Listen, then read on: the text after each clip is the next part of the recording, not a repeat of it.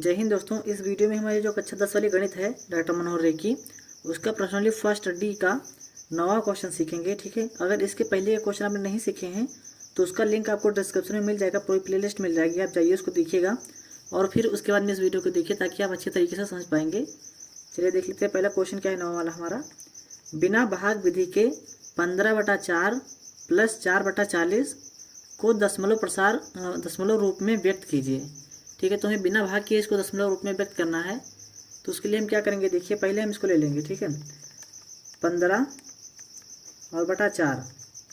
तो इसमें हम कुछ ऐसे गुणा करें कि या तो ये 100 हो जाए या तो ये हो जाए हमारा जो है 1000। ठीक है, हमें मतलब राउंड फिगर में लेके आना है, 100, 1000 या फिर 10,000 ऐसे बना करके हमको लेके आना है। ठीक है, तो आप 4 को किससे गुणा करेंगे कि 100 हो जाएगा, तो आप बोलोगे सर हम इसको गुणा कर देंगे 25 से।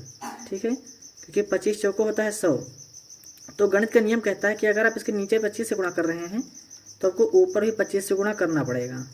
ठीक है, फिर क्या लिखोगे, आप लिखोगे फिर 25 प्लस लिखोगे ना, प्लस लिखने के बाद लिखोगे 5/40 लिख दोगे। अब आप बताओ मुझे कि यहाँ पे किससे गुणा करें कि यहाँ पर तो ये 100 हो जाए या तो ये 1000 हो जाए। तो आप इसको भी गुणा कर देंगे 25 से। ठीक है, तो जब इसके नीचे हर में 25 से गुणा करेंगे तो ऊपर भी आपको जो है 25 से गुणा करना पड़ेगा। तो ये कितना होगा उससे गुणा कर लीजिए आप। तो 25 × 15 कितना होता है, यहाँ कर लीजिए 25 × 15। तो 15 × 5 = 75, 75 का 5 हासिल में आएगा 7 और 15 दूना 30 और 7 37 हो जाएगा। तो ये होता है 15 × 25 हो जाएगा 375। ठीक है, तो उसको आप लिख दीजिए, इसका गुणा 3 से 75 हो जाएगा और बटे में कितना आएगा 25 चौको 100 हो जाएगा ये। फिर लिखेंगे हम प्लस और यहाँ पे देखिए 25 पंचे कितना हो जाएगा, 25 पंचे हो जाएगा हमको 125। ठीक, फिर क्या लिखेंगे हमें, फिर 25 चौको 100 और यहाँ पे एक 0 बच रहा है तो इसको भी आप लिख लीजिएंगे। ठीक है, लिख लेंगे इसको हम।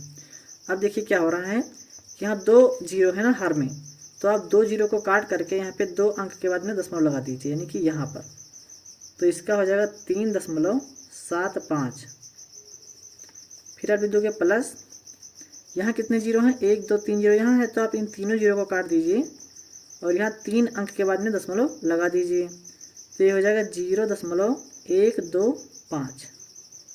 ठीक है, अब हम इन लोगों को जोड़ लेंगे। ठीक, तो इसमें जोड़ना है, तो जोड़ने के लिए क्या करेंगे, पहले इधर देखिए इसको लिख लेंगे 3.75 और फिर प्लस, यहाँ दशमलव नीचे दशमलव रहेगा, हमेशा ध्यान रखिएगा, आगे 0 और पीछे 1 2 5। इसको जोड़ लीजिए तो यहाँ पे आ जाएगा 5, यहाँ 5 और 2 7 और 7 और 1 8 हो जाएगा। फिर लगेगा दशमलव, यहाँ दशमलव लगा दीजिए। ये कितना लिखा है, 3 लिखा है ना, तो 3 में 0 जुड़ेगा तो आ जाएगा 3। तो इसका दशमलव प्रसार कितना आएगा, 3.875 इसका आ जाएगा दशमलव प्रसार। ठीक है, तो ये हो जाएगा इसका आंसर। अब हम बढ़ते हैं अपने अगले क्वेश्चन की तरफ जो इसका 10वां क्वेश्चन है।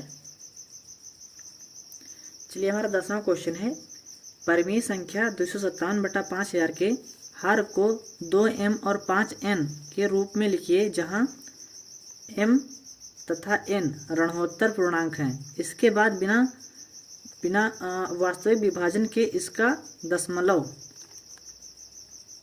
गलत हो गया सॉरी, तो ये दशमलव प्रसार लिखिए। ठीक, तो हमें संख्या क्या दिया हुआ है, इन्होंने दिया है संख्या हमको 257/5000। तो हमें इसके हर को 2m और 5n के रूप में लिखना है। तो ये तभी संभव होगा जब इसका हम अभाज्य गुणनखंड कर लें। तो चलिए यहाँ पर इसका हम अभाज्य गुणनखंड कर लेते हैं 5000 का। ठीक, तो यहाँ पे देखिए 0 है तो ये 2 से कट जाएगा, तो 2 दूनी 4 और बचेगा 1, तो 2 पंचे 10 हो जाएगा और ये 2 0 हम सेम उतार लेंगे। देखिए यहाँ पे लास्ट में फिर 0 मिल रहा है हमको, तो हम इसको फिर 2 से काट देंगे, तो 2 1 2 और फिर 2 दूनी 4 और बचेगा 1, तो 2 पंचे 10 और ये फिर 0 उतर जाएगा। लास्ट में फिर 0 है तो यहाँ पे इसको फिर से 2 से काट दीजिए, तो 2 छक हो जाएगा 12, यहाँ बचेगा 5, तो 2 दूनी 4, 5 में से 4 जाएगा बचेगा 1, 2 पंचे 10 हो जाएगा। तो अब ये तो 2 से कटेगा नहीं, तो ये कट जाएगा 5 से। ठीक है, तो 5 × 5 बचेगा 1, 5 दूनी 10 और 5 25। फिर से 5 से कट जाएगा तो 5 दूनी 10 और 5 25 हो जाएगा ये। फिर इसको आप 5 से काट दीजिए तो 5 25 और जब हम फिर काटेंगे इस बार तो 5 1 5 हो जाएगा। ठीक है, तो आप यहाँ लिखिए बराबर 257 का आप लिखेंगे 257। ठीक है, इसका हमने लिख दिया 257 और बटे यहाँ देखिए 5000 का अब जोड़ांकन कितना आया है 1 2 2 3, तो जो है 3 कितनी बार है 2 नहीं 2 है 3 बार, तो 2 के ऊपर आप 3 घात लगा दीजिए। ठीक है, क्या 2 3 बार है ना, 1 2 3 बार है 2, तो हमने 2 के ऊपर 3 घात लगा दिया। अब देखिए 5 कितनी बार है 1 2 3 4 बार 5 आया है, तो आप 5 के ऊपर भी 4 घात लगा देंगे। अब ये बोल रहा है कि इसका दशमलव प्रसार लिखिए। ठीक है, बिना विभाजन के। तो हमें इसका दशमलव प्रसार लिखने के लिए क्या चाहिए कि हमें हर में 10 चाहिए। ठीक है, तो हम 10 कैसे लेके आएंगे, इसका और इसका जो है घात बराबर कर देंगे तब हम निकालेंगे। तो देखिए 257 लिखा है ना, 257 लिख दीजिए। फिर इसमें बड़ी घात किसके ऊपर है 5 के ऊपर है ना, बड़ी के 5 के ऊपर है 4 घात जो कि बड़ी है। फिर यहाँ लिखा है 2 के ऊपर 3 घात, तो ये 5 की घात से 2 की घात कितनी छोटी है 1 घात छोटी है, तो आप अगर एक बार इसमें 2 से गुणा कर दें तो यहाँ पे भी 4 हो जाएगा। तो इसको आप 2 से गुणा अपने आप से कर रहे हैं तो इसको हमें ऊपर ही करना पड़ेगा। इसको आप हमेशा ध्यान रखिएगा, जो भी बटे में आप नीचे करोगे बदलाव करोगे उसी बदलाव को आपको ऊपर भी करना पड़ेगा। ठीक, अब हम देखें इसका गुणा कर लेंगे। पहले इसका गुणा कर लेंगे तो कितना हो जाएगा 7 दूनी 14 का जगह 4 हासिल आएगा 1 और 5 दूनी 10 और 1 11 और ये कितना है 2 दूनी 4 और 1 5, तो ये हो जाएगा 514 और बटा क्या लिखेंगे आप 5 के ऊपर 4 घात और इसका जब गुणा होगा तो इसके ऊपर 1 घात छिपी तो रहती है तो वो घात इसमें जुड़ जाएगी, तो ये जगह 2 के ऊपर भी 4 घात। इसके बाद क्या करेंगे हम देखिए 514 लिखेंगे और बटा इसका घात बराबर हो गया है तो आप इसको गुणा कर दीजिए एक बार, 5 दूनी 10 और जो इन दोनों की घात है बराबर है तो इसको आप एक बार लिख दीजिए। इतना करने के बाद हमें क्या करना है देखिए यहाँ लिखेंगे 514 बटे में यहाँ आप 1 लिख दीजिए और कितनी घात लगी है 4 घात लगी है ना, तो आप 4 जीरो लगा दीजिए 1 2 3 4 जीरो लगा दीजिए। तो 4 जीरो लगाने के बाद हम क्या करेंगे कि यहाँ पे 4 अंकों के बाद में दशमलव लगाएंगे, लेकिन ऊपर देखने में पता चलेगा हमें कि 3 अंक ही है हमारे पास, तो इसमें अगर हम 1 अंक आगे जीरो लगा दें अपने आप से तो क्या इसका मान बदल जाएगा, नहीं बदलेगा ना, अभी भी तो 514 ही तो लिखा है। आप इधर लगाओगे तो मान बदलेगा, अगर इधर लगाओगे तो इसका मान बदलेगा नहीं, क्योंकि ये निरार्थक होता है, इधर वाला जीरो जो लगता है वो सार्थक होता है। तो आप क्या लगा दोगे 1 2 3 4 अंक काट दिए, तो 1 2 3 4 अंक के बाद में दशमलव लगा दीजिए आप, तो यहाँ आप लगाओगे 0.0514, ये हो जाए आपका इसका आंसर। ठीक है, अब हम बढ़ते हैं अपने अगले क्वेश्चन की तरफ, जो इसका जो है आखिरी क्वेश्चन होने वाला है। तो इसका 11वां क्वेश्चन है, कुछ वास्तविक संख्याओं के दशमलव प्रसार नीचे दर्शाए गए हैं, प्रत्येक स्थिति के लिए निर्धारित कीजिए कि यह संख्या परिमेय संख्या है या नहीं। यदि यह परिमेय संख्या है और p और q के रूप की है तो q के लिए के अभाज्य गुणनखंडों के बारे में आप क्या कह सकते हैं। ठीक है, तो चलिए इसका पहला ऑप्शन जो है, इसमें 3 ऑप्शन दिए गए हैं, ऑप्शन करके हैं। तो इसका जो पहला ऑप्शन है देखिए क्या है, ये 43.1 2 3 4 5 6 7 8 9 है। ठीक है, तो इसको आप क्या करोगे, इसको आप इधर बराबर लगा देंगे हम और फिर इसको फिर हम क्या है जो है p बटा q के रूप में लिख लेंगे। ठीक है, तभी हम इसको बताएंगे कि दशमलव है जो है वैसे तो ये क्या है एक परिमेय संख्या है, लेकिन इसको आप एक बार p और q के रूप में लिख लीजिए। तो आप लिखेंगे 43.1 2 3 4 5 6 7 8 9 और इसके बटे में आप लगा दीजिए 1, क्योंकि सबके बटे में होता है 1। ठीक है, तो 1 लगा दिया आपने। आप यहाँ पे क्या कीजिए दशमलव हटा दीजिए और गिनिए क्या दशमलव कितने अंकों के बाद में था। तो ये हमको संख्या से स्पष्ट हो रहा है कि 9 अंकों के बाद में दशमलव था, तो आप नीचे लगा दीजिए 9 जीरो, 1 2 3 4 5 6 7 8 9। ठीक है, तो हमने क्या किया 9 जीरो इसमें लगा दिया। अब इसको आप कैसे लिख सकते हो, आप इसको लिख सकते हो कि इसे तो ये परिमेय संख्या हो गई, क्योंकि इसको आप p बटा q के रूप में लिख लिए, मतलब ये क्या है एक परिमेय संख्या हो गई।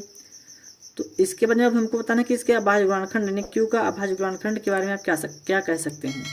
तो उसके लिए क्या करिए, आप लिख दीजिए 4 3 1 2 3 4 5 6 7 8 और 9 बटा लगा दीजिए। और यहाँ क्या लिखिए, यहाँ पे 9 जीरो है ना, तो 10 के ऊपर आप 9 जीरो लगा दीजिए। 10 के ऊपर आप जो है 10 के ऊपर आप 9 घात लगा देंगे, है ना। 10 के ऊपर हम 9 घात लगा देंगे। अब आप क्या करोगे, अब आप लिख दोगे इसमें कि 1, इसको लिख देंगे फिर 1 2 3 4 5 6 7 8 9 और फिर पूरे का बटा। आपने यहाँ पे 10 लिखा है ना, तो आप 10 को लिख दीजिए क्या, 2 गुणे 5, ठीक है। तो 2 गुणे 5 के ऊपर कितनी 9 घात है। तो अब हम इसको फिर से एक बार सही कर देंगे और तो अंश में पूरा वही लिख देंगे। बटे में क्या कर देंगे हम, 2 के ऊपर 9 घात और 5 के ऊपर 9 घात, 2 के ऊपर 9 घात और 5 के ऊपर भी 9 घात। तो इसका हर क्या 2m और 5n के रूप में लिखा है। तो जी बिल्कुल लिखा हुआ है। तो पहले तो आप लिखेंगे क्या कि एक परिमेय संख्या है। क्या लिखेंगे आप, यह एक परिमेय संख्या है, यह परिमेय संख्या है। और दूसरी बात आप क्या लिखेंगे, इसका हर, इसके हर का अभाज्य गुणनखंड, अभाज्य गुणनखंड, चलिए इधर से लिख लीजिए। अभाज्य गुणनखंड जो है, अभाज्य गुणनखंड किसके रूप का है, 2m तथा 5n के रूप का है, 5n के रूप का है। ठीक है, ये इसका आंसर हो गया। अब यहाँ पे बच रहा है इसका दूसरा वाला ऑप्शन जो बचता है वो क्या है, आप एक बार देख लीजिए। चलिए देखिए पे इसका दूसरा ऑप्शन है 0.120 1200 1200 1240, ठीक है। लेकिन उसके यहाँ पे देखिए डॉट डॉट ऐसे बनता चला गया, यानी कि इसका ये मतलब नहीं है, मतलब इसका ये मतलब है कि ये संख्या समाप्त नहीं हुई है, ये कहाँ पे जाकर समाप्त होगी इसका कोई पता नहीं है। तो हमको जब इसका संख्या का पता ही नहीं है तो हम इसको p बटा q के रूप में नहीं लिख सकते हैं। तो आप लिख दोगे कि यह एक अपरिमेय संख्या है, ठीक है। इसके सामने लिख दीजिए आप, यह एक अपरिमेय संख्या है, क्योंकि इसका पता तो है नहीं कहाँ तक जाएगा, एक डॉट डॉट लगा हुआ है, मतलब ये अनंत तक है। तो जब ये अनंत तक है तो हम इसको क्या लिख देंगे, यह एक अपरिमेय संख्या है, यह एक अपरिमेय संख्या है, ठीक है। बस इतना कर दीजिए, क्योंकि जब आपको संख्या ही नहीं पता है तो आप p बटा q के रूप में इसको कैसे लिखेंगे। चलिए इसका अगला ऑप्शन जो है लास्ट वाला, उसको फिर देख लेते हैं। चलिए इसका जो थर्ड वाला ऑप्शन है ये है 43.123456789 के ऊपर बार लगा हुआ है। इसका मतलब क्या है, ये रिपीटिंग संख्या है, ठीक है, रिपीटिंग नंबर है। इतने करने के बाद फिर से 1 2 3 4 5 शुरू हो जाएगा और फिर उसके बाद फिर से स्टार्ट हो जाएगा। तो ये तो हमको पता है कि एक परिमेय संख्या है, ठीक है। तो आप लिख दीजिए यह एक परिमेय संख्या है, ठीक है, यह एक परिमेय संख्या है। क्योंकि क्या ये रिपीटिंग संख्या है ना, तो हमको पता है कहाँ तक जाएगा ये, यह एक परिमेय संख्या है। परंतु इसका क्या होगा, परंतु इसका जो दशमलव प्रसार होगा, ठीक है, वो अशांत होगा। इसका दशमलव प्रसार, दशमलव प्रसार कैसा होगा, दशमलव प्रसार इसका जो होगा वो अशांत होगा, वो शांत नहीं होगा, अशांत होगा, ठीक है। इस प्रकार से ये फर्स्ट डी जो हमारा था ये एक्सरसाइज समाप्त हो जाती है। इसके बाद हम अब अगली वीडियो में एक्सरसाइज आएगी फर्स्ट ई की, ठीक है। तब तक के लिए अपने चैनल को सब्सक्राइब कर लीजिए और अपने सभी दोस्तों के साथ शेयर कीजिए और उनसे बताइए कि यहाँ पे कक्षा 10 का जो हमारे गणित है ट्रैक्टर मनोहर वाली, उसका पूरा कोर्स जो है धीरे धीरे करके आ जाएगा। तो चैनल को सब्सक्राइब कर लें, वो घर बैठे इसे कोचिंग जो है आराम से कर पाएंगे फ्री में। इससे उनको काफ़ी मदद मिलेगी और हमको भी थोड़ा सपोर्ट मिल जाएगा। आप अपनी ऑनलाइन शिक्षा के रूप में जो आप पढ़ रहे हैं अपनी फीस के लिए, तो आप इतनी मेहनत तो हमारे लिए भी कर सकते हैं ना, ठीक है। आप वीडियो को जो है शेयर कर दीजिएगा और चैनल को सब्सक्राइब कर लीजिएगा।